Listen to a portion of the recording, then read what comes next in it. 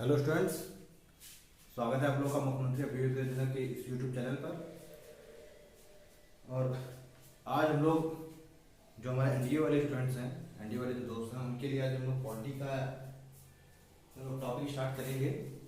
तो अच्छा, last class में हम लोगों ने डिस्कस किया था इलेक्शन इन इंडिया, यानी भारत में जो चुनाव हो रहे हैं उन चुनाव पद्धतियों के बारे में हमने देखा था।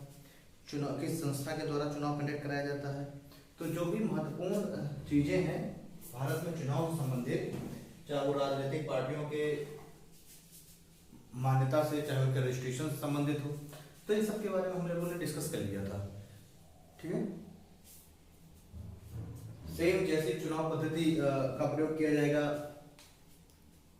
केंद्र सरकार के चुनाव में, सेंट्रल में जो प्रयोग किया जाएगा चुनाव पद्धति का, वैसे ही चुनाव पद्धति का प्रयोग किया जाएगा राज्यों के चुनाव में। तो अब जैसे केंद्र में अंतर यह है कि केंद्र में क्या है, केंद्र में एक निर्वाचन आयोग होता है और राज्य में और राज्य निर्वाचन आयोग होता है, और निर्वाचन आयोग की भी शक्तियां सेम ही होती हैं। तो अच्छा, आज का जो टॉपिक है वो भी हमारा इसी से रिलेटेड है, पार्लियामेंट्री सिस्टम में, सॉरी इलेक्शन इन इंडिया। लेकिन अब मुझे लगता है कि अब कुछ खास रह नहीं गया है उसमें बताने के लिए। तो आज हम लोग जो टॉपिक स्टार्ट करेंगे वो हम लोग स्टार्ट करेंगे जब हम लोग पार्लियामेंट्री सिस्टम जब हम लोग पढ़ रहे थे, संसदीय व्यवस्था, भारत में संसदीय व्यवस्था, तो उससे रिलेटेड हमने 2-3 वीडियोस हमने प्रोवाइड किए थे। और उन वीडियोस में हमने पार्लियामेंट्री सिस्टम में हमने लोकसभा राज्यसभा को पढ़ा था, उसके जो स्पीकर हैं, उसके जो अध्यक्ष हैं, सभापति हैं, उनके बारे में हम लोगों ने डिस्कस किया हुआ था। विधायिका, कार्यपालिका क्या होती है, पार्लियामेंट क्या होता है, ये हम लोगों ने डिस्कस किया था। तो आज का जो टॉपिक है ये भी उसी से रिलेटेड टॉपिक रहेगा, क्योंकि उस समय हम लोग संसद की जो कार्यवाहियां हैं, तो संसद की कार्यवाहियों के बारे में हम लोग डिस्कस नहीं कर पाए थे। ठीक है, कोई भी वीडियो संसद की कार्यवाहियों से संबंधित नहीं आया था।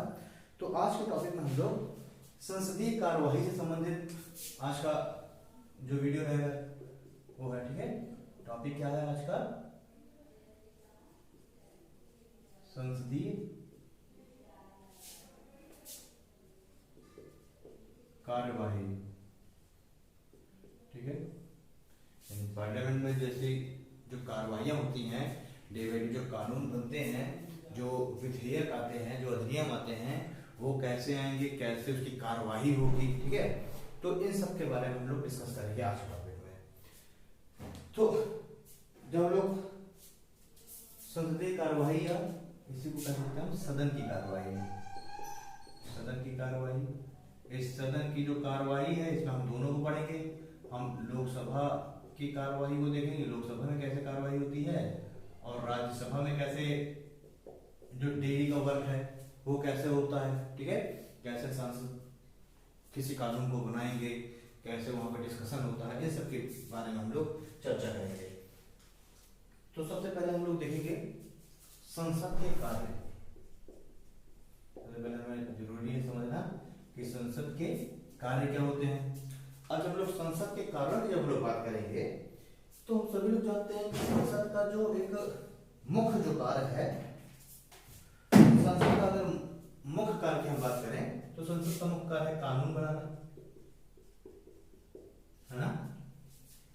संसद का मुख्य कार्य क्या है, कानून बनाना, यानी विधि निर्माण। ठीक, दूसरा महत्वपूर्ण कार्य क्या होगा संसद का, दूसरा महत्वपूर्ण कार्य संविधान या विधियों के में आवश्यकता अनुसार संशोधन करना, यानी चाहे संविधान हो, कॉन्स्टिट्यूशनल अमेंडमेंट हो, या फिर कोई अगर पुराना कानून हो, तो संविधान या कानून में आवश्यकता अनुसार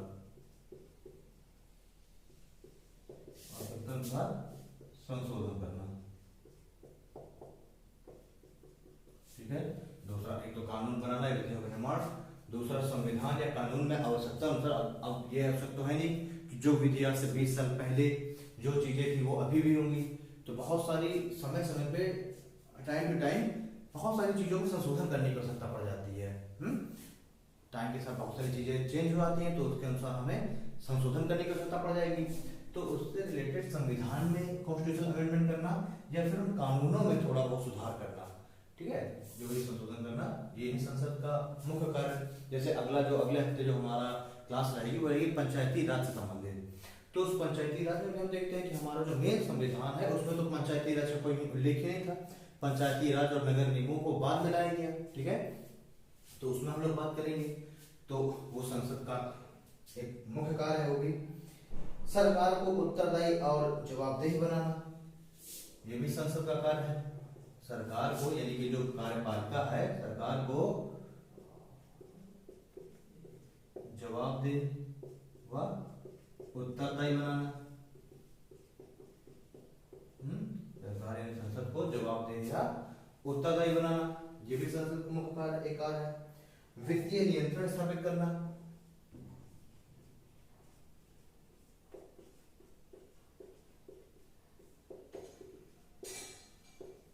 वित्तीय नियंत्रण स्थापित करना, ये भी संसद का ही कार्य है, ठीक है। समसामयिक राष्ट्रीय और अंतर्राष्ट्रीय मुद्दों पर चर्चा करना और उनका समाधान ढूंढना। कंटेम्परेरी जो भी समसामयिक जो राष्ट्रीय और अंतर्राष्ट्रीय जो घटनाएं चल रही हैं, जो मुद्दे हों समसामयिक राष्ट्रीय व अंतर्राष्ट्रीय जो मुद्दे हैं समसामयिक राष्ट्रीय और अंतर्राष्ट्रीय मुद्दों पर चर्चा करना और उनका समाधान ढूंढना।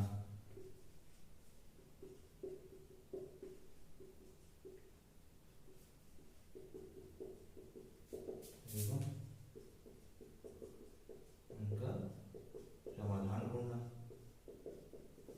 ठीक है। कंटेम्परेरी जो भी नेशनल या इंटरनेशनल जो इशू होंगे उन पर चर्चा की जाएगी सदन में और उनका जो समाधान है सॉल्यूशन है वो ढूंढने की कोशिश की जाएगी। तो ये तो है संसद के मुख्य कार्य, ठीक है, संसद के ये मुख्य कार्य हो गए। चलिए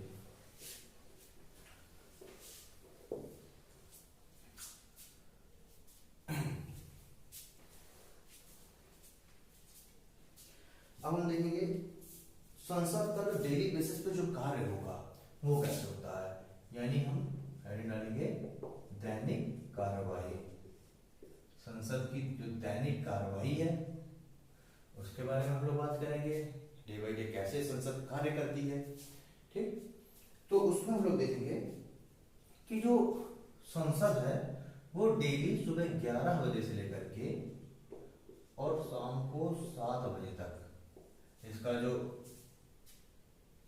दैनिक जो कार्यवाही दैनिक जो कार्य करने का समय है वो क्या है, सुबह 11 बजे से लेकर के और शाम को 7 बजे तक, यानी कि 7 से 8 घंटा संसद कार्य करेगी। जैसे बैंक वाले हम देखते हैं कि 10 बजे बैंक पहुंचेंगे, 5 बजे तक कार्य करेंगे, ठीक है, 5 से 6 बजे तक। तो ऐसे जो है जो 8 दैनिक की जो कार्यवाही है और इसी समय में ये संसद के अंदर उपस्थित होकर के और सभी मिल करके और कानूनों को बनाएंगे, उनमें संशोधन करने की प्रक्रिया करेंगे, ठीक है। तो जो टाइमिंग है वो क्या है, टाइमिंग है सुबह 11 से लेकर के शाम को 7 बजे तक। फिर सबसे पहले सुबह 11 बजे जब ये 11 बजे जब जो पहला घंटा होगा 11 से लेकर के और 12 बजे तक, 11 बजे स्टार्ट हुई कार्रवाई, ठीक है, 11 बजे कार्रवाई स्टार्ट हुई, ठीक है, सब आकर के बैठे।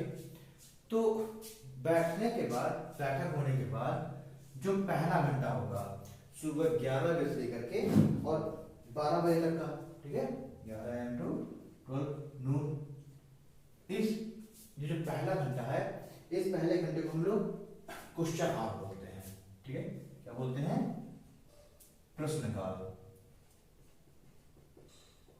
या क्वेश्चन, ठीक। तो जब सारे सदस्य आकर के उपस्थित हो जाएंगे, बैठ जाएंगे सदन के अंदर और कार्यवाही जब स्टार्ट होगी तो जो पहला घंटा होगा उसको हम कहते हैं क्वेश्चन आवर या प्रश्नकाल, ठीक है। अभी जो प्रश्नकाल है इसमें होता क्या है इसकी हम बात कर लें। तो सरकार को उत्तरदायी और जवाबदेह बनाने के लिए प्रश्नकाल की महत्वपूर्ण भूमिका है। इसमें सरकार की नीतियों के संबंध में सदस्य प्रश्न पूछते हैं, ठीक है, ठीक है। यानी भाई प्रश्नकाल नाम से ही समझ में आ रहा है कि प्रश्नकाल में क्या होगा कि जो संसद के जो सदस्य हैं वो सरकार से प्रश्न पूछेंगे। अब भाई मान लीजिए जो सरकार है, अब सरकार अगर कोई कार्य कर रही है तो उस कार्य को उसको बताना भी तो पड़ेगा कि हम क्या कार्य कर रहे हैं, लोगों की भलाई के लिए क्या कर रहे हैं, क्या सुविधाएं हम लोग, ठीक है, क्या नीतियों के अनुसार हम कार्य कर रहे हैं। तो एक तरीके से अगर कहा जाए तो सरकार को उत्तरदायी, रिस्पॉन्सिबल और आंसरेबल बनाने के लिए, उत्तरदायी और जवाबदेह बनाने के लिए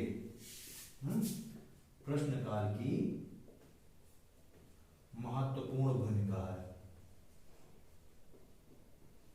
ठीक है, प्रश्नकाल में क्या होगा, प्रश्नकाल में सरकार से जवाब तलब किया जाएगा, उससे पूछा जाएगा कि आप क्या कार्य कर रहे हैं, ठीक है, अपनी रिपोर्ट दीजिए। तो प्रमुख रूप से कौन करेगा इसको, तो जो विपक्षी दल है वो क्वेश्चन वगैरह करेगा। ठीक है, तो सरकार को उत्तरदायी और जवाबदेह बनाने के लिए प्रश्नकाल की महत्वपूर्ण भूमिका है। दूसरा चीज, इसमें सरकार की नीतियों के संबंध में सदस्य प्रश्न पूछते हैं। इसमें क्या होगा, इसमें सरकार की नीतियों एवं कार्यों के संबंध में सदस्य प्रश्न पूछते हैं।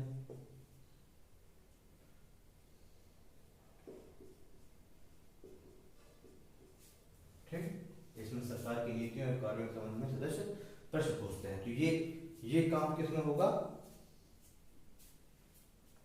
जो पहला घंटा होगा। ठीक है, जैसे ही सब जाके बैठेंगे तो सबसे पहले इसी से कार्रवाई स्टार्ट होगी कि हाँ भाई आ गए सभी लोग, चलिए अब जो है विपक्ष पार्टी से कोई उठेगा व्यक्ति और वो सदन से उसके की जो नीतियां हैं, जो कार्य हैं, उनके बारे में प्रश्न पूछेगा। सरकार को सदन के सामने अपनी जो कार्रवाई जो कर रही, जो नीतियां जो सरकार बना रही है, उन सभी नीतियों का ब्यौरा रखना पड़ेगा सदन के सामने। ठीक है, ये क्यों किया जाता है, ताकि जो सरकार है वो रिस्पॉन्सिबल और आंसरेबल हो। ठीक है, सरकार में निरंकुशता या तानाशाही ना जाए, तो इसलिए जो प्रश्नकाल है ये बहुत आवश्यक है। आगे जो प्रश्नकाल है, इस प्रश्नकाल में प्रश्नों को 3 श्रेणियों में निर्धारित किया गया है। अब जो प्रश्नकाल है ना, जो क्वेश्चन है, इसमें जो पूछे गए जो प्रश्न हैं, ये इसमें क्या है ना, इसमें जो प्रश्न पूछते हैं ना सदस्य प्रश्न पूछते हैं, तो ये जो प्रश्न हैं, इन प्रश्नों को 3 श्रेणियों में विभाजित किया है। क्वेश्चन पूछे गए जो प्रश्न हैं, इनको 3 श्रेणियों में विभाजित किया गया है। पहला होते हैं तारांकित प्रश्न, है ना, यानी कि स्टार्ट क्वेश्चन।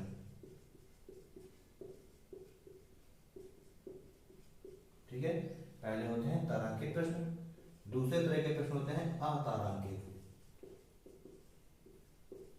अतारांकित प्रश्न, और तीसरे जो प्रश्न होते हैं वो होते हैं शॉर्ट टर्म क्वेश्चन। ठीक है, इनको हम बोलते हैं अल्प सूचना।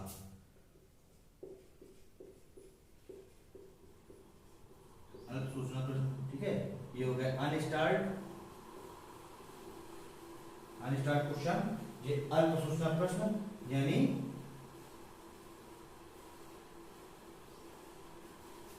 अल्प सूचना यानी शॉर्ट फॉर्मेशन क्वेश्चन में बोलते हैं। ठीक है, चलिए, तो 3 तरह के प्रश्न हो गए, स्टार्ट, अनस्टार्ट और अल्प सूचना प्रश्न।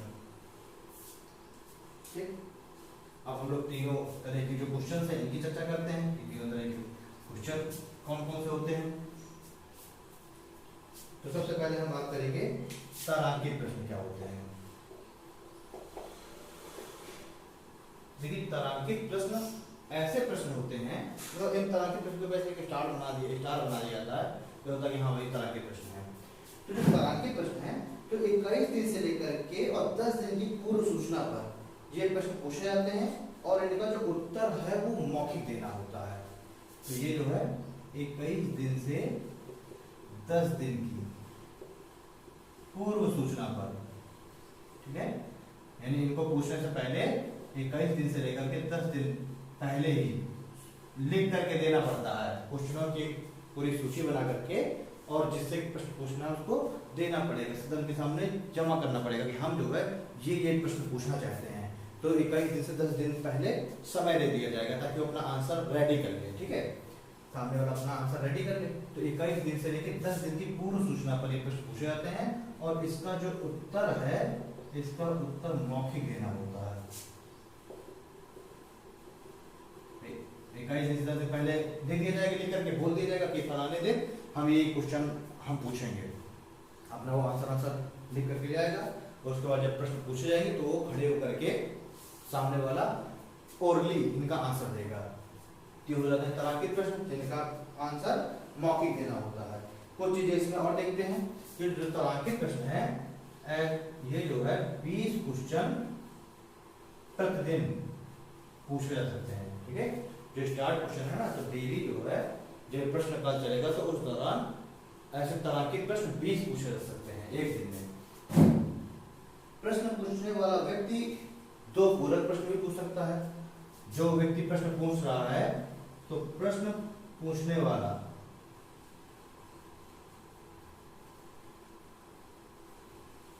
2 पूरक प्रश्न भी पूछ सकता है। प्रश्न पूछने वाला व्यक्ति 2 पूरक प्रश्न भी पूछ सकता है। ठीक है, अब मान लो कोई प्रश्न है, अब मान लीजिए किसी व्यक्ति से प्रश्न पूछा गया, ठीक, तो अब प्रश्न पूछने वाला भी 2 प्रश्न पूछ सकता है उसमें पूरक, और उसी प्रश्न पर 2 प्रश्न, मान लीजिए विपक्षी जो पार्टी है वो भी 2 प्रश्न पूरक प्रश्न पूछेगा ऐसे क्वेश्चन पर, और जो सत्तारूढ़ जो पार्टी है उसका भी कोई मेंबर इस क्वेश्चन से रिलेटेड 2 पूरक प्रश्न पूछ सकता है।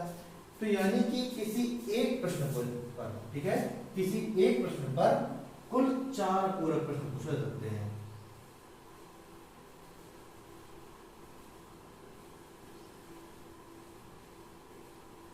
ठीक है, मतलब बात समझ आई। मान के चलिए एक प्रश्न पूछा गया, ठीक है, अब उस प्रश्न पर प्रश्न पूछने वाला तो 2 प्रश्न पूछ ही लेगा।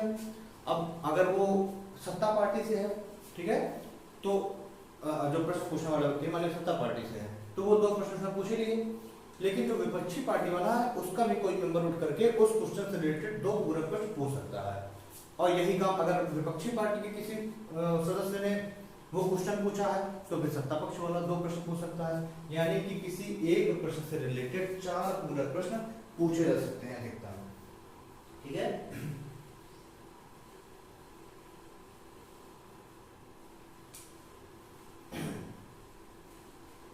चलिए अब हम बात करेंगे अनस्टार्ट क्वेश्चन की। अच्छा, ये जो तारांकित प्रश्न पर जो पूरक प्रश्न पूछे जाते हैं ना, तो ये भी अध्यक्ष की सहमति से पूछे जाते हैं। जब अध्यक्ष सहमति दे देगा कि हाँ ठीक है आप पूरक प्रश्न पूछ सकते हैं, तभी प्रश्न पूछा जाता है। ऐसा नहीं कि आपने एक क्वेश्चन पूछा उसके पीछे आपने पूरक प्रश्न पूछने लग जाए, नहीं, उसके लिए आपसे पहले अध्यक्ष से सहमति लेनी होगी, और जब अध्यक्ष सहमति दे देगा तब फिर आप उससे पूरक प्रश्न पूछेंगे।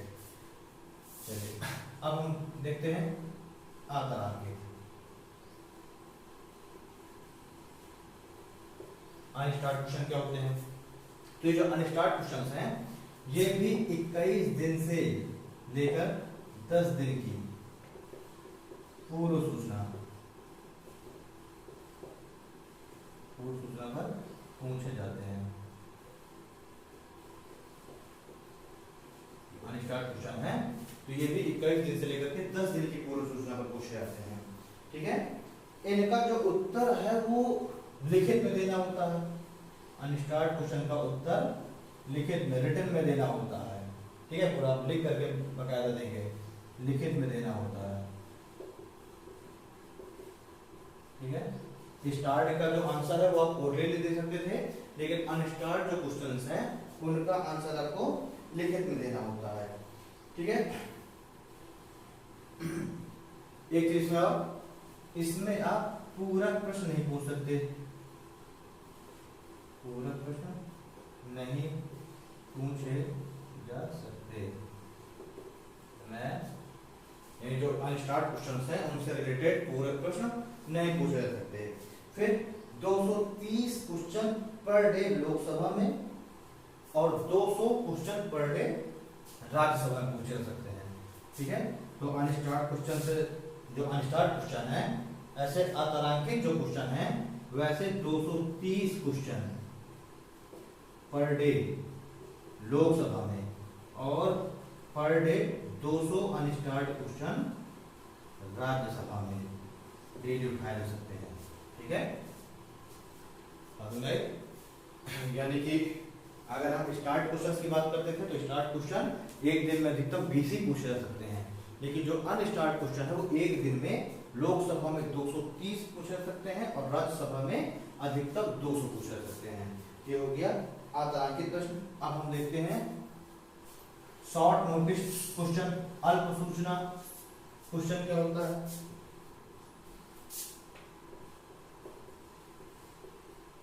अल्प सूचना प्रश्न या शॉर्ट नोटिस क्वेश्चन, ये क्या होता है।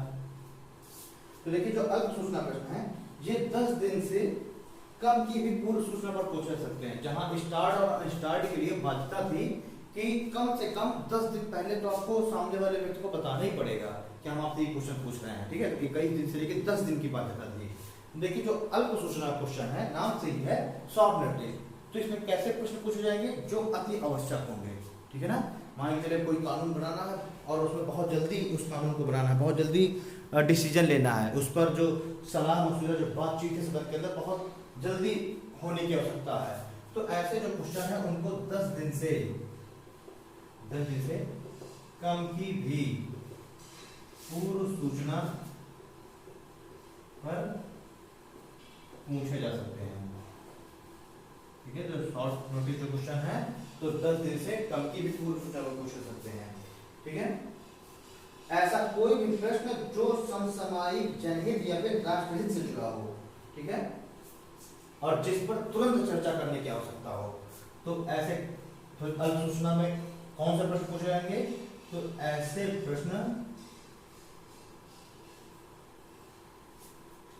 प्रश्न जो जनहित या फिर राष्ट्रहित से जुड़े हों, ऐसे प्रश्न जो जनहित एवं राष्ट्रहित से जुड़े हों। क्लियर, ऐसे प्रश्न जो जनहित एवं राष्ट्रहित से जुड़े हों, जिस पर तुरंत पर चर्चा करना अनिवार्य हो, वह अल्प सूचना की श्रेणी में आते हैं। ठीक है, जिन पर तुरंत चर्चा करना अनिवार्य हो। ठीक है, तो ऐसे जो क्वेश्चन है वो कैसे क्वेश्चन कहलाएंगे, अल्प सूचना क्वेश्चन प्रश्न कहलाएंगे, यानी शॉर्ट नोटिस क्वेश्चन कहलाएंगे। ठीक है, इनका उत्तर भी मौखिक में देना होता है और इन पर प्रश्न जो पूरा प्रश्न है पूछ सकते हैं। तो इनका जो उत्तर है, इनका भी उत्तर मौखिक में देना होगा और ऐसे जो अल्प सूचना जो क्वेश्चन है, शॉर्ट नोटिस जो क्वेश्चन है, और उन पर भी पूरा प्रश्न पूछे जा सकते हैं। ठीक है, तो जो शॉर्ट नोटिस के क्वेश्चंस हैं इनका उत्तर भी मौखिक में देना होता है ओरली, और जो पूरा प्रश्न है वो ऐसे क्वेश्चन में पूछ सकते हैं, यानी कि सिर्फ जो अतारांकित क्वेश्चन है केवल उनमें ही पूरा प्रश्न नहीं पूछ सकते और उनको ही लिखित में देना होता है। बाकी अल्प सूचना और तारांकित दोनों ही के आंसर मौखिक में देने होंगे और अल्प जो पूरक प्रश्न है वैसे पूरक प्रश्न भी पूछ सकते हैं। ठीक है, और इसमें पूरक प्रश्नों की जो संख्या है, कितने पूरक प्रश्न पूछ सकते हैं, उन पूरक प्रश्नों की जो संख्या है, पूरक प्रश्नों की संख्या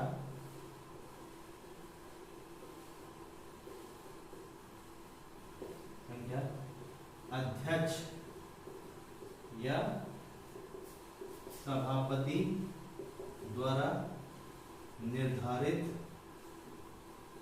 की जाती है।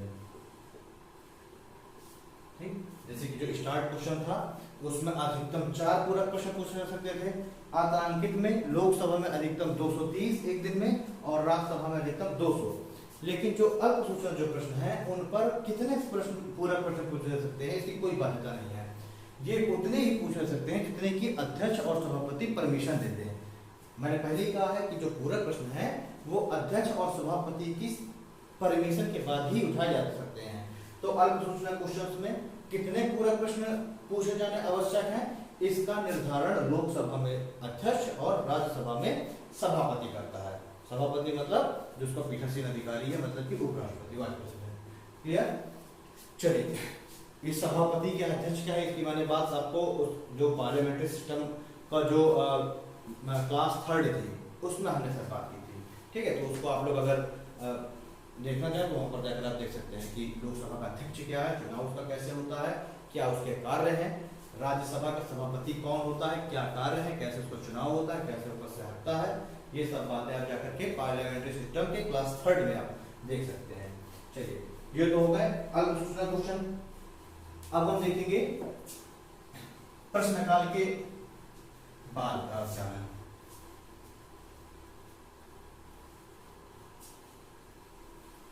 अच्छा, एक टर्म आता है, इसको हम बोलते हैं आधे घंटे की चर्चा। एक टर्म आता है जिसको हम लोग बोलते हैं आधे घंटे की चर्चा। ये आधे घंटे की चर्चा क्या होती है?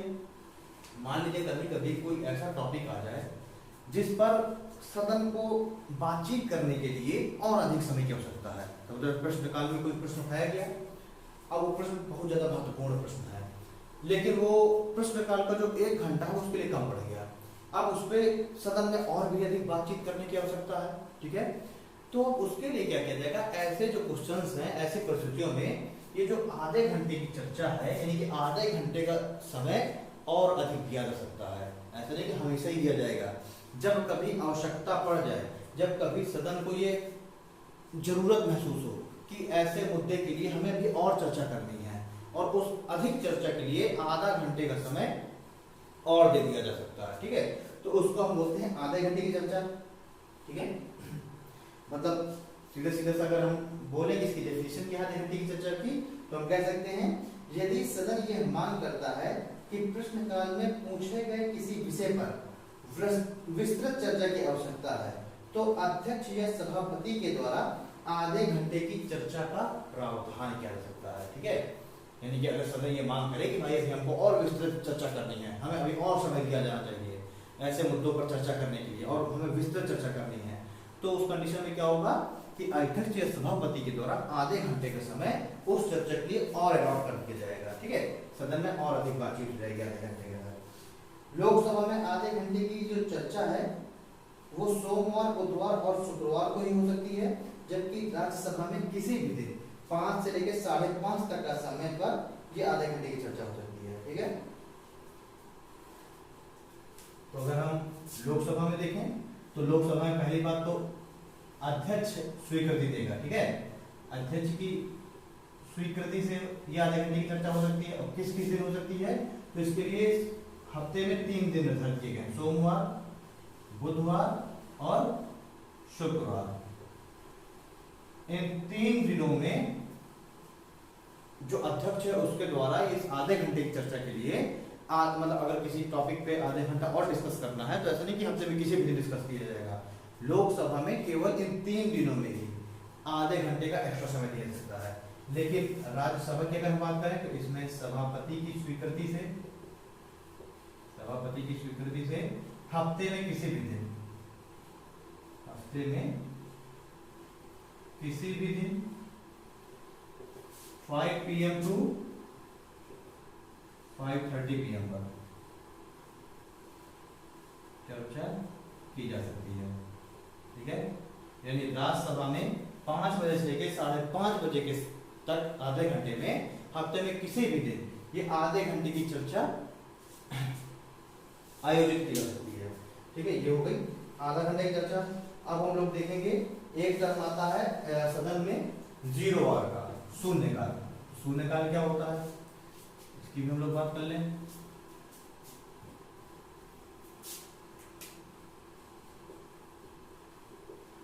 शून्यकाल या 0 आवर। ठीक है, शून्यकाल या 0 आवर ये क्या होता है, तो जो शून्यकाल या 0 आवर है इसका जो समय निर्धारित किया गया है सदन में वो है 12 नून टू यानी दोपहर 12 बजे से लेके 1 बजे तक का जो समय है 1 घंटे का, इसको हम कहते हैं 0 आवर। अब जैसे शून्य से आपको दिख रहा है शून्य, यानी कि 12 बजे क्या होता है, 12 को ना हम एम में काउंट करते हैं पीएम, क्योंकि 12 क्या है, 20 का समय हो गया, तो इसको हम लोग क्या कहते हैं 0 आवर बोल देते हैं। अभी जो शून्य आल है इसका उल्लेख हमारा जो संविधान है उस संविधान में कहीं भी नहीं किया गया। संविधान में जो संसद की कार्यवाही के बारे में बताया गया है उसमें 0 आवर कहीं भी उल्लेख नहीं किया गया। इसको तो बाद में फिर एक परंपरा के अनुसार प्रारंभ कर दिया गया है, ठीक है। यानी हमारा जो मूल संविधान है उसमें 0 आवर कहीं भी चर्चा नहीं की गई, ठीक है। और ये जो 0 आवर है इसकी जो शुरुआत होगी भारत में ही की गई, भारत से, यानी कि जो संसदीय शासन व्यवस्था है, पार्लियामेंट्री जो सिस्टम है, इसमें इस शून्य काल की जो देन है वो कौन है, भारत है, ठीक है। यानी कि संसदीय शासन व्यवस्था में शून्य काल 0 आवर भारत की देन है, ठीक है। यानी संसदीय शासन व्यवस्था में कहीं पर भी किसी भी देश में इस शून्य काल को परिभाषित नहीं किया गया है, तो ये शून्य काल जो है भारत के द्वारा ही ऑरिजिन किया गया है। इसका आरंभ 1962 में माना जाता है और मीडिया में इस शब्द का प्रचलन प्रारंभ हुआ, ठीक है। तो 1962 ईस्वी में इसका प्रारंभ माना जाता है, और जो भारतीय जो मीडिया है ना, वो भारतीय मीडिया के द्वारा शून्य काल इस शब्द का प्रचलन प्रारंभ हुआ। यानी कि अगर आपसे कभी पूछा जाता है कि जो शून्य काल है, तो क्या शून्य काल को हमारे संविधान में किसी कॉन्स्टिट्यूशन अमेंडमेंट के द्वारा जोड़ा गया है या फिर वो पहले से शामिल था, कैसे शून्य काल को जोड़ा गया, तो हम बताएंगे जो भारतीय मीडिया है वो अपने लेखों में भारतीय मीडिया प्रयोग करने लगी। 12 से 1 का जो समय है उसको शून्य काल 0 आवर, और वही क्या हुआ बाद में फिर प्रचलन में आ गया। तो 1962 से शून्य काल का प्रारंभ हुआ और भारतीय मीडिया के द्वारा इसको प्रारंभ किया गया, भारतीय मीडिया के द्वारा ये प्रचलन में आया है। चलिए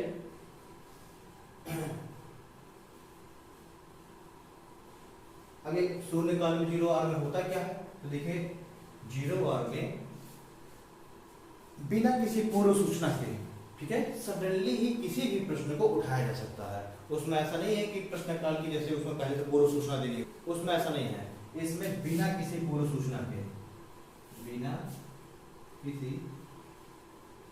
बिना किसी पूर्व सूचना के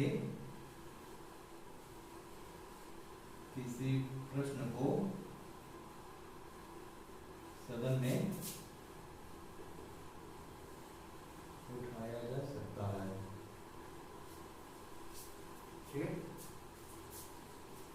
इसमें क्या होता है 0 आवर में सदस्यों के द्वारा बिना किसी पूर्व सूचना के किसी भी विषय पर प्रश्न को पूछा जा सकता है, और इसकी जो कार्यवाही है वह भी रिकॉर्ड में दर्ज नहीं होती। और इस 0 आवर में जो भी प्रश्न उठाए जाते हैं तो उस प्रश्न की जो कार्यवाही है इसको रिकॉर्ड में भी दर्ज नहीं किया जाता, रिकॉर्ड में भी दर्ज नहीं किया जाता।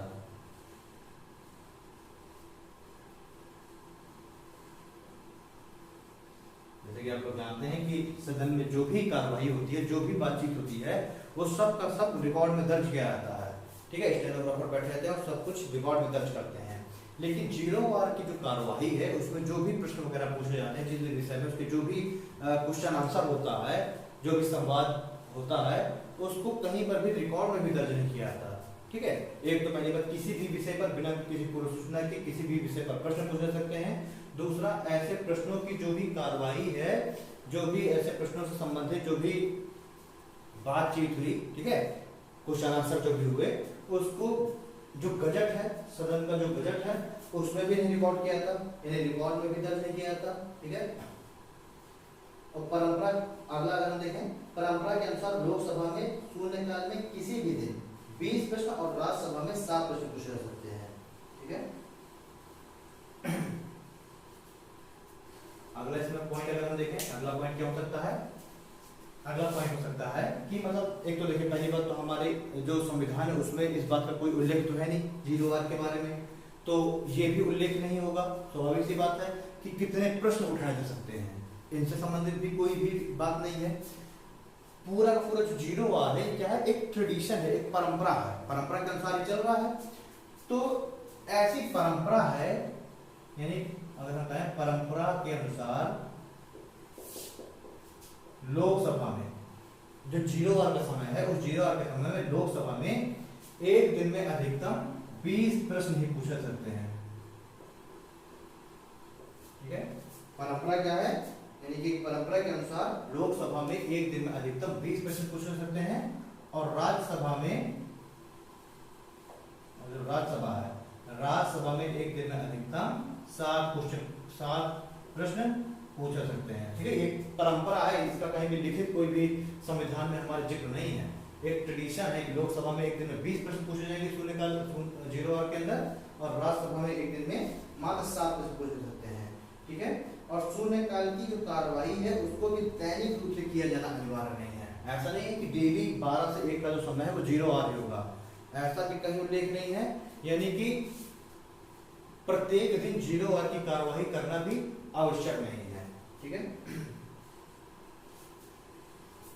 इसमें अगर हम देखें तो शून्यकाल की कार्रवाई, यहां से भी देखिए क्वेश्चन बन सकता है कि पूछ लेगा शून्यकाल की कार्रवाई कितने दिन होनी आवश्यक है। ठीक है, कितने दिन होने की बाउंडेशन है, शून्यकाल की कार्रवाई प्रतिदिन होना अनिवार्य नहीं है। जिस दिन सदन को आवश्यकता महसूस होगी कि आज हमें शून्यकाल की कार्रवाई करनी चाहिए, तो उस दिन सदन शून्यकाल की कार्रवाई प्रारंभ कर देगी। तो ऐसा भी कहीं पे कोई बाउंडेशन नहीं है कि हफ्ते में इतने दिन शून्यकाल होना ही चाहिए। प्रश्नकाल के लिए तो बाउंडेशन है, 11 से 12 का जो समय है वो तो प्रश्नकाल का ही है, क्वेश्चन आवर का ही है, उसमें प्रत्येक दिन प्रश्नकाल की कार्रवाई होगी ही होगी। लेकिन जीरो आवर की कार्रवाई हफ्ते में किसी भी दिन होना आवश्यक नहीं है। ठीक है, जिस दिन सदन को ऐसा लगेगा उसी दिन सदन उस कार्रवाई को अरेंज कर देगी। ठीक है, चलिए अब हम देखते हैं विधेयकों का पारित होना। जो विधेयक जो लाए जाते हैं, हम सब लोग जानते हैं कि पहले अगर किसी विषय संबंधित कानून बनना है तो उस कानून से संबंधित पहले विधेयक लाया जाता है। ठीक है, फिर वो विधेयक क्या होगा, विधेयक संसद के दोनों सदनों से विधेयक पास होगा, और दोनों सदनों से पास होने के बाद वो विधेयक पहुंचेगा राष्ट्रपति के पास, और राष्ट्रपति फिर क्या करेगा, उस विधेयक में अपने हस्ताक्षर कर देगा। और जब विधेयक पर राष्ट्रपति के हस्ताक्षर हो जाएंगे तो अब वो विधेयक अधिनियम बन जाएगा, यानी कि जो विधेयक था वो अब कानून बन जाएगा। और फिर सरकार, गवर्नमेंट जो चुनी हुई हमारी सरकार है, वो उस कानून को अब लागू कराएगी। ठीक है, यानी कानून को लागू कराने की जिम्मेदारी किसकी हो जाएगी, सरकार की। कानून बनाने की जिम्मेदारी किसकी है, उन विधेयकों को पारित कराने की जिम्मेदारी किसकी है, विधायिका की। विधायिका उन विधेयकों को पारित कराएगी, राष्ट्रपति इस पर सिग्नेचर करके उसको कानून बना देगा। जो एग्जीक्यूटिव है, जो कार्यपालिका, वो उन कानूनों को आम जनता पर लागू करेगी, और न्यायपालिका उन कानूनों की मॉनिटरिंग करेगी, कहीं वो कानून जनता के हित के विरुद्ध तो नहीं है, वो जो कानून जो बनाए गए हैं वो कहीं जनता को के लिए जनता का शोषण तो नहीं कर रहा है। ठीक है, ठीक, तो ये सबके देखिए अलग अलग कारण हो गए। तो हम देखेंगे, अब हमको देखना है विधेयकों का पारित होना।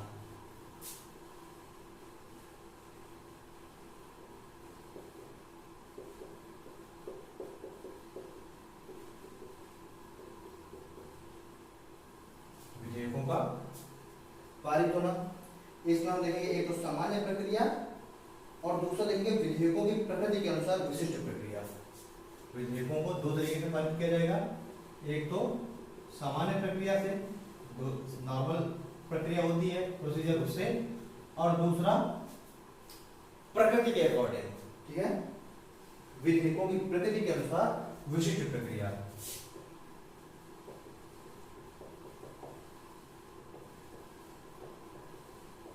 विधेयकों की प्रकृति के अनुसार विशिष्ट प्रक्रिया।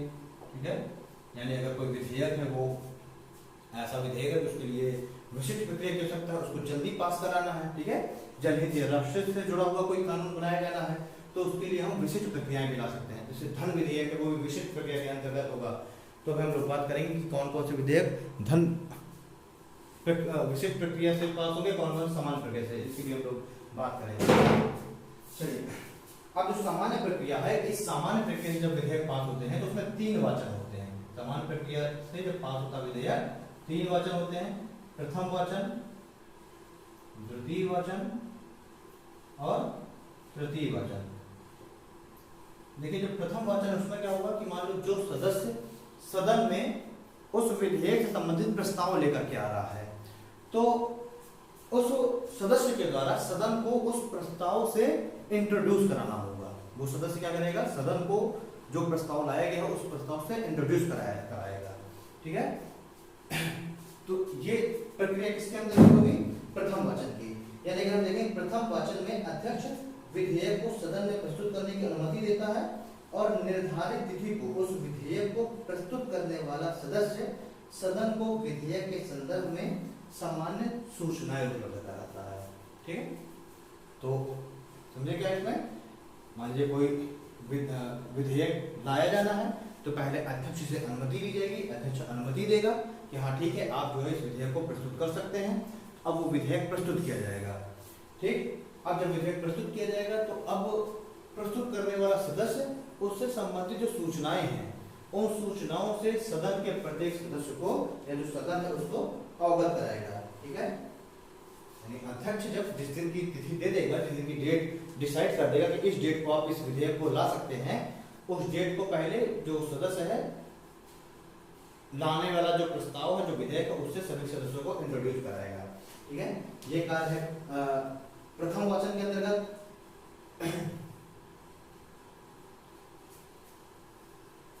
ठीक,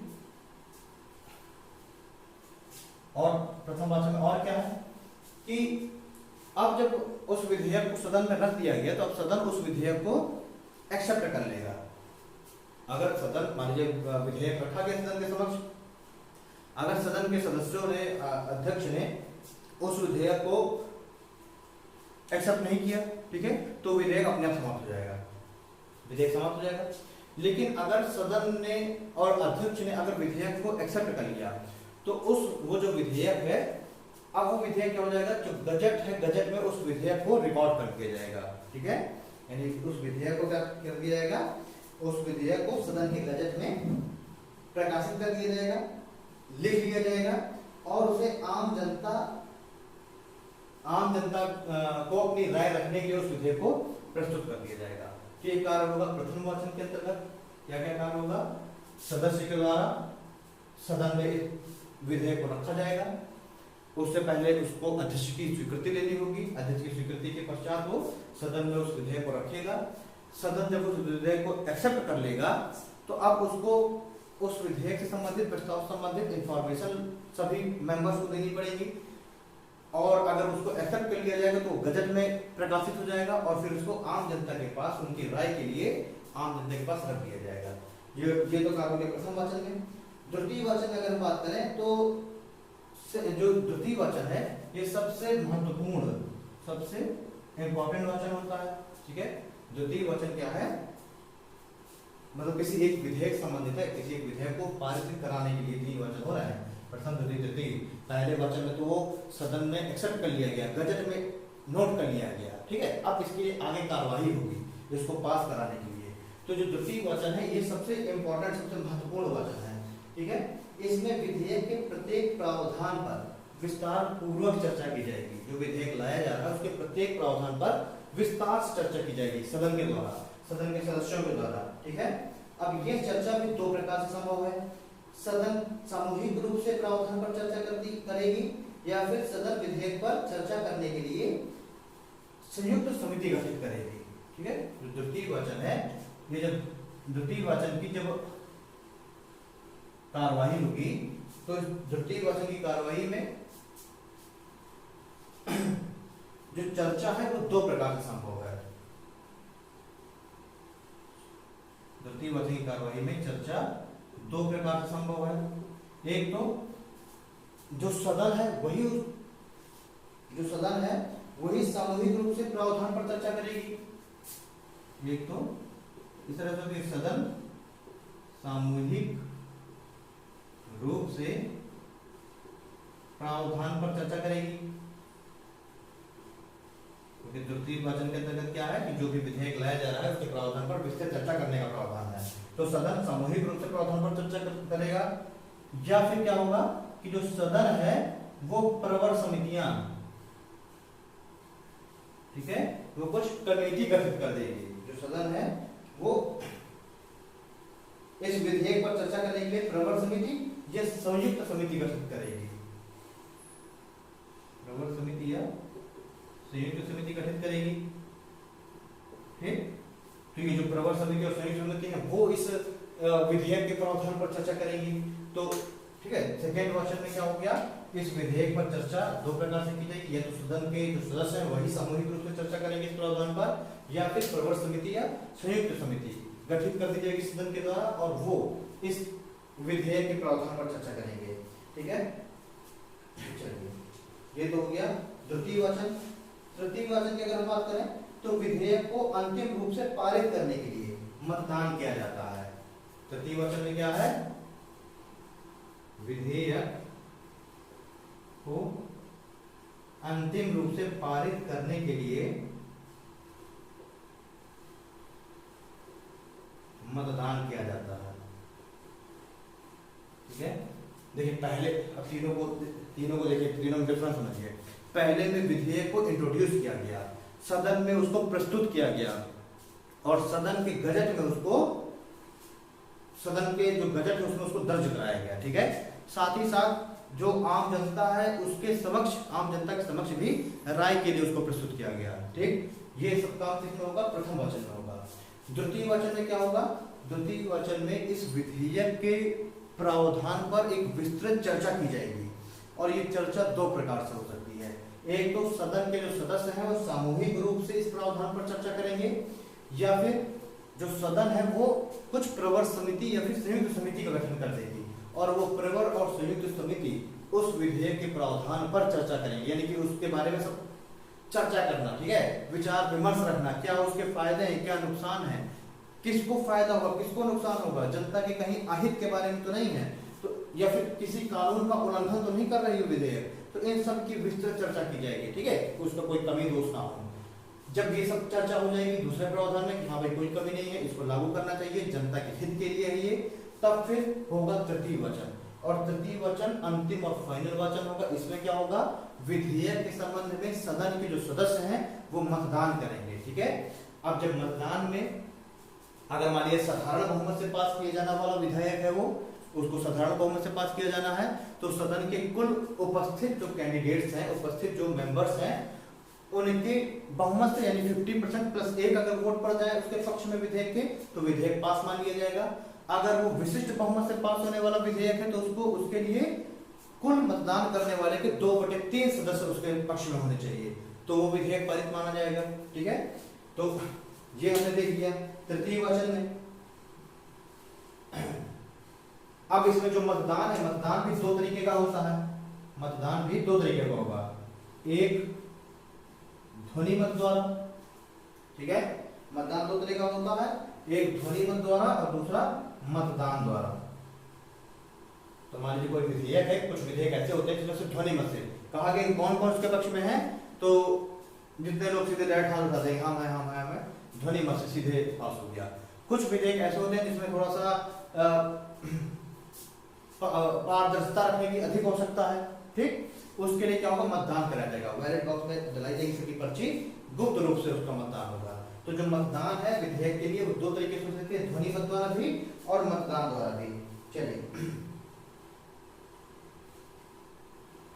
अब इसके बाद क्या होगा, मान लीजिए किसी विधेयक को पहले लोकसभा में पास किया गया, किसी में भी पास किया जाता है, लोकसभा में चाहे राज्यसभा में। ठीक है, अब मान लीजिए उसको लोकसभा में पास किया गया, लोकसभा में मतदान के द्वारा उस प्रस्ताव को पारित कर दिया गया, तो अब वो प्रस्ताव या वो जो विधेयक है वो इस सदन से निकल करके दूसरे सदन में जाएगा। ठीक है, अगर उसको लोकसभा में प्रस्तुत किया गया तो लोकसभा में पारित होने के बाद राज्यसभा में जाएगा, यदि वो राज्यसभा में प्रस्तुत किया गया था तो राज्यसभा में पारित होने के बाद वो लोकसभा में जाएगा। ठीक है। और फिर लोकसभा में भी वही सारी प्रक्रियाएं होंगी, वैसे ही वाचन होंगे, वैसे ही उसको स्वीकृति प्रदान की जाएगी, और वहां जब उसको स्वीकृति मिल जाएगी तब फिर वो जाएगा राष्ट्रपति के पास। अब राष्ट्रपति क्या करेगा, उस पर अपने साइन करेगा, ठीक है। अब वो बन जाएगा कानून, ठीक। तो हमने देखा कि वाचन के द्वारा फिर अंतिम रूप से मतदान करके इसको पास करके फिर दूसरे सदन में इसको प्रेषित कर दिया जाएगा, दूसरे सदन में वही प्रक्रियाएं होंगी, ठीक, सब कुछ होगा। अब हम बात करते हैं विधेयकों की प्रकृति। जो विधेयक हैं, प्रकृति के अनुसार विधेयक कितने प्रकार के होते हैं? विधेयकों की प्रकृति या प्रकृति के अनुसार विधेयक के प्रकार, ठीक है। विधेयकों की प्रकृति, कितने प्रकार के विधेयक हैं ये हम देख लें।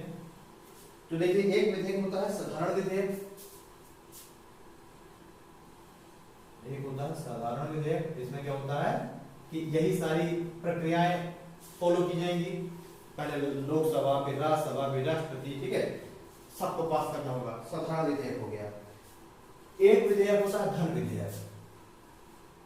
ये जो धन विधेयक है ये थोड़ा सा अलग है। इसमें क्या है, इसको सिर्फ लोकसभा में ही प्रस्तुत किया जा सकता है, इसको राज्यसभा में नहीं प्रस्तुत किया जा सकता, और लोकसभा ही इस तरह के विधेयक को पारित करके और सीधे उस पर कानून बनवा सकती है, ठीक है। इसको राज्यसभा के पास भेजने की आवश्यकता नहीं है, या राज्यसभा ऐसे विधेयकों को रोक नहीं सकती। मान लीजिए लोकसभा ने इसको पास कर दिया, अब वो भेजेगी राज्यसभा के पास। राज्यसभा या तो 14 दिन के अंदर इस पर अनुमति दे दे, और अगर राज्यसभा ने 14 दिन के अंदर इस पर स्वीकृति नहीं दी तो स्वतः ही पारित हो जाएगा, ठीक है। यानी सिर्फ एक फॉर्मेलिटी के लिए इसको राज्यसभा के पास भेज दिया ऐसा है, और 14 दिन के अंदर राज्यसभा इस पर अनुमति दे या ना दे, इसको पास होना ही होना है, ठीक है। एक हो गया धन विधेयक, फिर एक होता है वित्त विधेयक, मनी बिल हो गया, फिर दूसरा फाइनेंस बिल हो गया, फिर एक आता है संविधान संशोधन विधेयक, संविधान संशोधन विधेयक, ठीक है। इतने तरह के विधेयक हो गए, संविधान संशोधन विधेयक, वित्त विधेयक, धन विधेयक और साधारण विधेयक। मान लीजिए कोई कानून बनाना है ना, तो किसी कानून को बनाने के लिए जो डेली बेसिस जो कानून बनाए जाते हैं उसके लिए साधारण विधेयक का प्रयोग किया जाता है, ठीक है। कोई अगर ट्रेजरी से पैसा निकालना है, रुपये पैसे संबंधित जो विधेयक है सरकार ही कार्य करती है, सरकार को ही पैसे की आवश्यकता है, और सरकार किसकी होगी, लोकसभा में बहुमत प्राप्त जो दल होगा उसकी होगी सरकार, है ना। तो इसमें क्या है कि मान लीजिए किसी कार्य को करना है, उसके लिए धन की तुरंत आवश्यकता है। कोई अचानक से मान लीजिए आपातकाल में कोई आकस्मिक कोई खर्च आ गया, अब उसके लिए सरकार को तुरंत पैसे चाहिए, अब पता चले राज्यसभा विधेयक को लटका के बैठी है, ठीक है। तो इसमें देरी ना हो, जो डेवलपमेंट के जो कार्य है उनमें देरी ना हो, इसके लिए धन विधेयक को पावर प्राप्त है। मतलब धन विधेयक के संबंध में लोकसभा को ये अधिकार प्राप्त है कि सिर्फ लोकसभा अपने में ही धन विधेयक का प्रस्ताव पारित करके और सरकार को ट्रेजरी से पैसा निकालने की अनुमति दे सकती है, ठीक है। यानी कि राज्यसभा उस पर अपना हस्तक्षेप ना कर पाए, ठीक है। और जो डेवलपमेंट के जो कार्य हैं, जनता के हित के जो कार्य हैं, तो हित के कार्यों में कोई देरी ना हो, विलंब ना हो, इसके लिए सिर्फ लोकसभा में ही धन विधेयक को पारित कराया जा सके, ठीक है। साधारण जो विधेयक है, साधारण विधेयक का मतलब है कानून वगैरह बना के साधारण विधेयक को भी पास करने के दो तरीके हैं, एक तो साधारण बहुमत से, दूसरा विशेष बहुमत से। साधारण बहुमत से 50% प्लस 1 वोट के द्वारा, और विशेष बहुमत वाला जो आएगा उसमें 2/3 बहुमत से, ठीक है। चलिए, ये तो हो गए विधेयकों की प्रगति के अनुसार।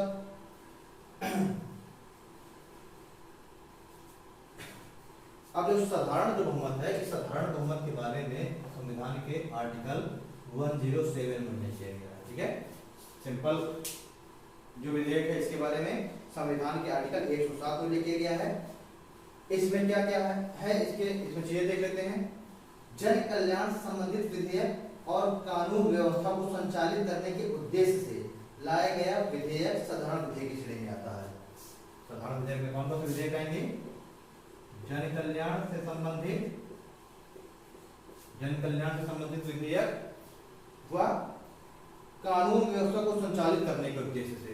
जन कल्याण व कानून व्यवस्था को संचालित करने के उद्देश्य से लाए गए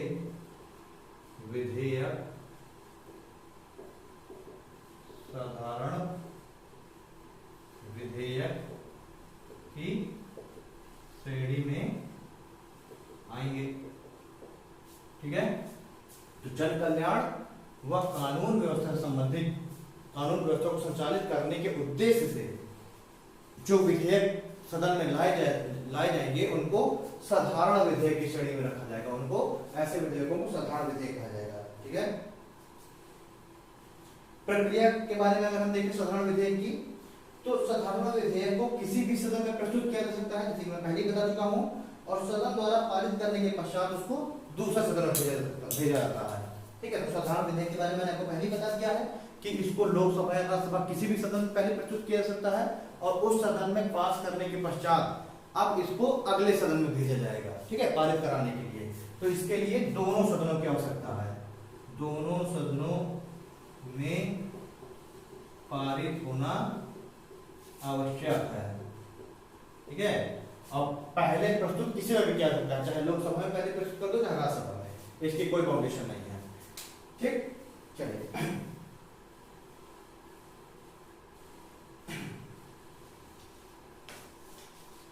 अब हम देखते हैं धन विधेयक। तो जो धन विधेयक है, धन विधेयक संविधान में आर्टिकल 110 में उल्लेख किया गया है। जैसे साधारण विधेयक को उल्लेख किया गया है आर्टिकल 107 में, तो धन विधेयक को उल्लेख किया गया है आर्टिकल 110 में। धन विधेयक का निश्चय करने का अधिकार लोकसभा अध्यक्ष को है, और आर्टिकल 10 में दिए गए आधार पर धन विधेयक का निर्धारण किया जाता है। जैसे कि मैंने पहले बताया, धन विधेयक को निश्चय करने का अधिकार इसको है लोकसभा स्पीकर को, यानी लोकसभा की स्पीकर की अनुमति के पश्चात धन विधेयक को लाया जाएगा, और सिर्फ लोकसभा में ही इसको प्रस्तुत कराना, पास कराना आवश्यक है। ठीक है, राज्यसभा इसमें अपना किसी भी तरीके का हस्तक्षेप नहीं कर सकता, केवल उसके पास भेजा जाएगा 14 दिनों के लिए, वो 14 दिनों में अपनी अनुमति दे दे, स्वीकृति दे दे, अन्यथा न दे, धन विधेयक तो पास होकर ही रहेगा।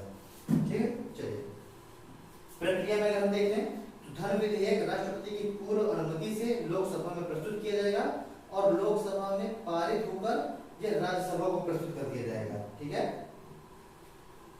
ये प्रक्रिया हो गई। पहले राष्ट्रपति से अनुमति ली जाएगी, राष्ट्रपति के बाद दूसरे सदन में रखा जाएगा, लोकसभा स्पीकर उसको अनुमति देगा, उसको लोकसभा से पास कराया जाएगा, पास होकर के फिर वो राज्यसभा में भेजा जाएगा। राज्यसभा उसको चाहे तो पास करे 14 दिन में, चाहे ना करे, लेकिन वो पास हो जाएगा। ये हो गया धन विधेयक। वित्त विधेयक अगर हम देखें, तो वित्त विधेयक को इसको रखा गया है, यानी जो फाइनेंशियल बिल है इसको रखा गया है आर्टिकल 117 में। हमारे संविधान के अनुच्छेद 117 में वित्त विधेयक उल्लेख है। ठीक है, ऐसा विधेयक जिसमें साधारण विधेयक और धन विधेयक दोनों के प्रावधान सम्मिलित हों।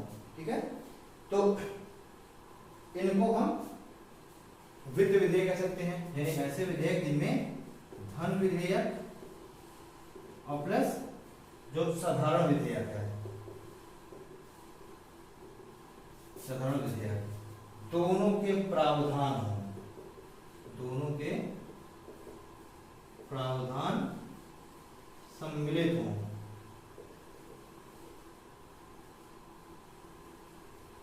दोनों के प्रावधान शामिल हों, तो ऐसे विधेयक को हम क्या बोलते हैं? धन विधेयक बोलते हैं। आर्टिकल 117 में इनका जिक्र है। वित्त विधेयक में धन विधेयक और साधारण विधेयक दोनों के लक्षण विद्यमान होते हैं। ठीक है, दोनों के प्रावधान शामिल होते हैं। ठीक है, प्रक्रिया अगर हम देखें तो राष्ट्रपति की पूर्व अनुमति से लोकसभा में प्रस्तुत किए जाएंगे एवं शेष प्रक्रिया इनमें साधारण विधेयक के समान होगी। यानी धन विधेयक और साधारण विधेयक दोनों के लक्षण इसमें कैसे हैं? जिस तरह धन विधेयक में पहले राष्ट्रपति से अनुमति लेनी पड़ती है ना, और फिर लोकसभा में ही प्रस्तुत करना पड़ता है, तो इसमें भी यही है। पहले राष्ट्रपति से, यानी वित्त विधेयक में अगर हम देखें, वित्त विधेयक में धन विधेयक जैसे क्या प्रावधान है, अगर ये आपसे कोई पूछे तो हम बताएंगे कि वित्त विधेयक को राष्ट्रपति की पूर्व अनुमति के पश्चात लोकसभा में प्रस्तुत करना होगा, और फिर जिस तरह साधारण विधेयक को पारित किया जाता है उस तरीके से सारे प्रोसेस जो होंगे वो साधारण विधेयक के जैसे होंगे। बाकी उसके बाद उसको प्रस्तुत पारित करने के जो प्रोसीजर होगी वो साधारण विधेयक की जैसे होगी। तो इस तरह से दोनों के गुण आ गए इसमें, राष्ट्रपति के द्वारा पूर्व अनुमति और लोकसभा में पहले प्रस्तुत करने की बाध्यता, और साधारण विधेयक के द्वारा उसका शेष जो प्रोसीजर है वो साधारण विधेयक की तरह की होना। ठीक है, तो ये जो है वित्त विधेयक में दोनों के लक्षणों को दिखाता है, दोनों के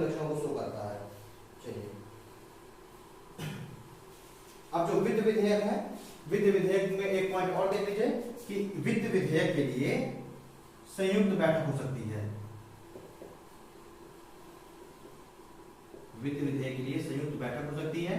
हम सभी लोग जानते हैं कि जो संयुक्त बैठक है उसकी अध्यक्षता कौन करेगा, तो लोकसभा का स्पीकर करेगा। तो वित्त विधेयक के लिए संयुक्त बैठक हो सकती है और उसकी अध्यक्षता किसके द्वारा की जाएगी, लोकसभा स्पीकर के द्वारा की जाएगी। ये तो हो गए यहाँ तक साधारण विधेयक, धन विधेयक और वित्त विधेयक।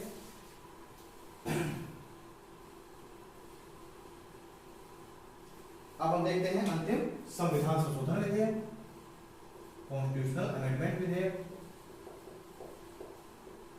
तो संविधान संशोधन जो विधेयक है इसको हमारे आर्टिकल 368 में इसका जिक्र किया गया है, संविधान के अनुच्छेद 368 में इसका जिक्र किया गया है। इसको संसद के किसी भी सदन में प्रस्तुत किया सकता है, किसी भी सदन में प्रस्तुत किया जा सकता है। ऐसी कोई बाध्यता नहीं है कि इसको लोकसभा में या राज्यसभा में पहले प्रस्तुत किया जाएगा। इसको संसद के किसी भी सदन में पहले प्रस्तुत किया सकता है और फिर उस सदन से पास कराने के बाद, पारित कराने के बाद फिर दूसरे सदन में भेजा जाएगा। ठीक है। और अगर इस संविधान संशोधन विधेयक के संबंध में अगर सदन के दोनों सदनों में अगर कोई गतिरोध की स्थिति आ जाए, ठीक है, कोई अगर,